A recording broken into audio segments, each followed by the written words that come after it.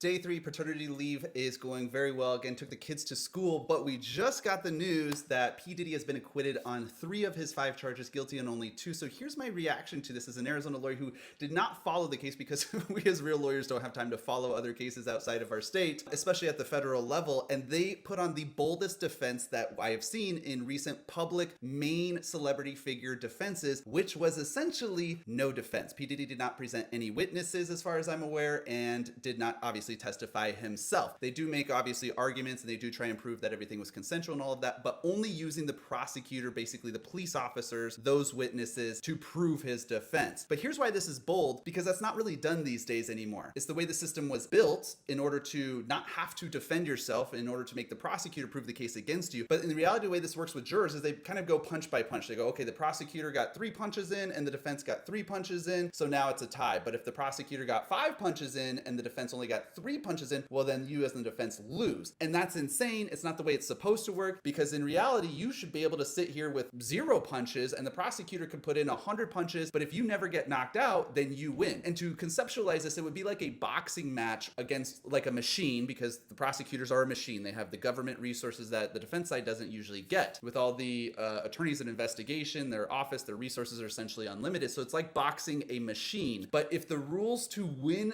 the boxing match against a machine was just simply that at the end of the round, you just needed to not get knocked out, you could be punched 1,000 times, then you would win. That would look really strange to the spectators. It would be like, wow, this person got punched 1,000 times and never even threw 1 punch, but yet you won just because you weren't knocked out. No, you'd be like bleeding, everywhere, limping, and you'd be like, yeah, that person definitely lost the battle, as opposed to, the machine that did 1,000 punches. Well, that's what P. Diddy just did, essentially, as far as 3 of the charges go. Put on no defense, no witnesses, didn't testify himself, basically said, punch me as much as you want, prosecutor. I'm not even going to punch back, but I'm not going to fall down. And by not falling down, I am going to win, which is the way the justice system was built, with the presumption of innocence and the proof beyond a reasonable doubt. But it's a really risky defense strategy, just based on the jury's public perception or visual perception of like, this person just got beat up. How did they win? That's what essentially happened here. Other fun things we got going on today.